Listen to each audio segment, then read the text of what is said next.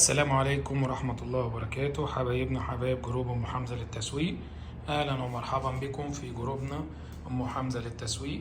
متنسوش تعملوا لايك وسبسكرايب لقناتنا على اليوتيوب أم حمزة للتسويق، كذلك جروبنا على الفيسبوك أم حمزة للتسويق.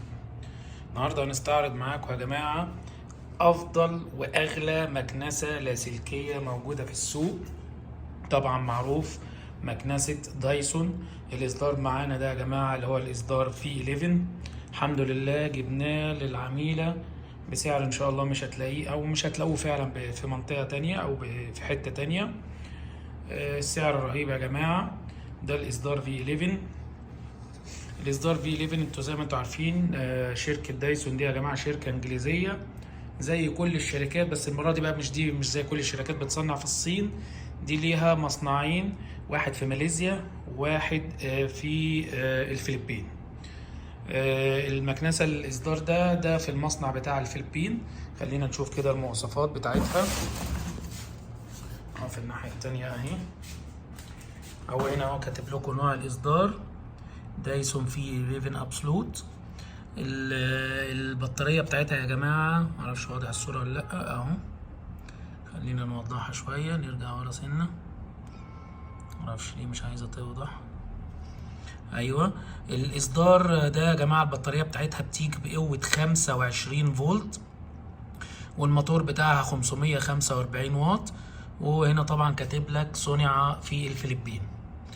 هما طبعا عاملين بقى اللي هو الكرتونه بتاعته. كان زمان كده بتيجي ملونه، كنا من زمان لو تفتكروا بننزلها كرتونه بيضه.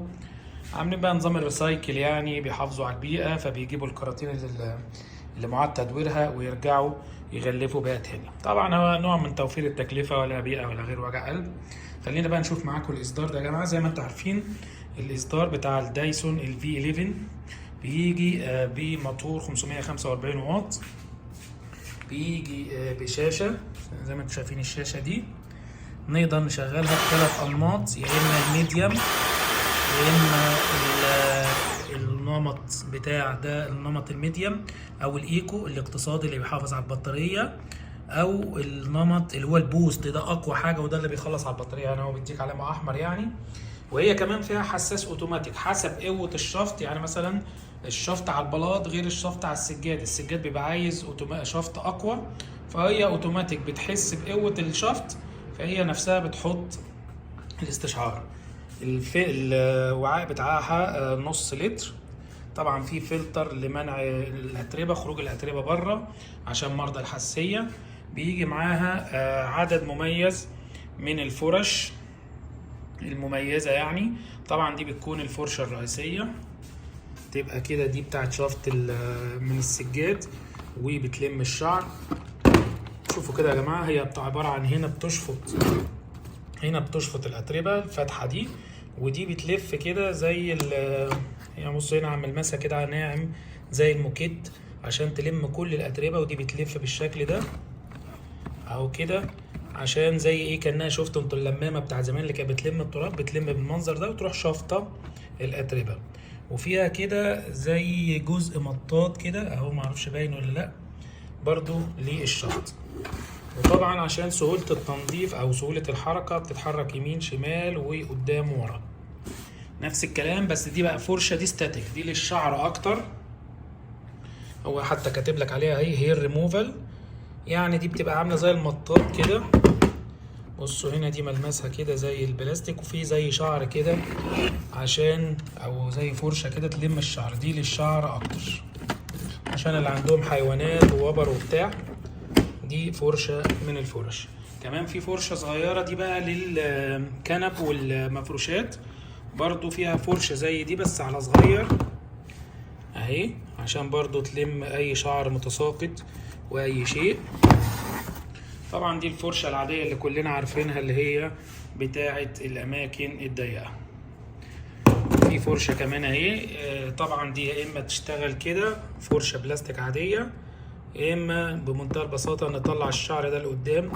خلينا اهو بالمنظر ده، دوست انا على الزرار ده فبقت بالشكل ده فرشة برضو للاماكن الضيقة.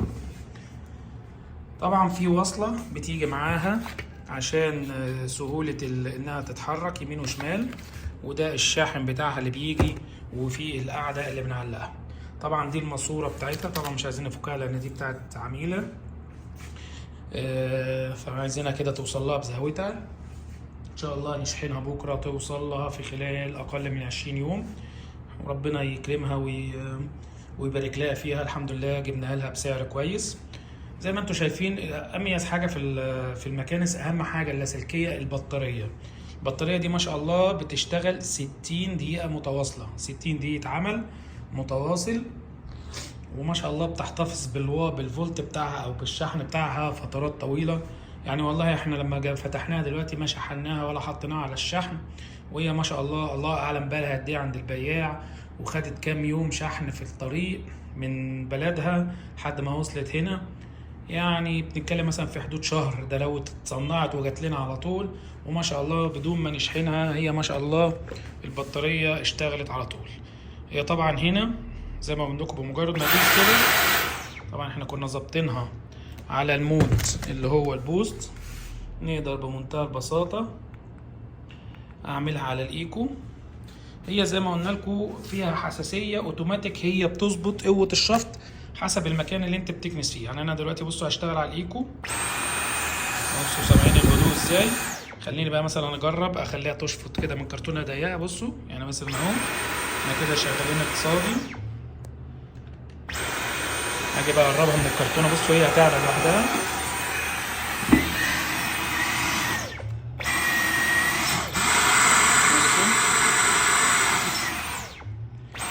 هي اوتوماتيك عليت لوحدها. وبصوا بتعد تنازلي الوقت اللي فاضل انها تفضل شغاله. يعني هو هنا بيسجل ان فاضل لها 30 دقيقه شغل، يعني ما شاء الله تقريبا اكتر من نص الشحنه فيها. يعني هي زي ما قلنا لكم لما تكون البطاريه مشحونه بالكامل تقعد ساعه، دي ما شاء الله فيها 30 دقيقه. طبعا انتوا عارفين ان في اصدارات نازله من بعدها، في ال11 في سوري انا اسف ال12 ال12 وال15. بس بصراحه كل حاجه وليها ميزه وليها عيب. انا شايف ان دي مميزه عن ال12 شويه. ال12 برضو مميزه عنها في الراس اللي هي الليزر، بتدي كده نور اخضر ليزر، عشان لو في اتربه انت مش شايفها كده راس من الروس دي اللي هي دي تقريبا حاجه كده، زودوا لها اضاءه ليزر بحيث ان انت تشوفها. ان شاء الله هننزل لكم ريفيو لل15 وال12. تنسوش تعملوا لايك وسبسكرايب لقناتنا على اليوتيوب ام حمزه للتسويق. اللي حابب يعمل اوردر يا جماعه او يستلم من معرضنا في حلوان يتواصل معنا على ارقامنا على الواتس 010 1383 0875. نقول تاني 010 1383 0875. السلام عليكم ورحمه الله وبركاته.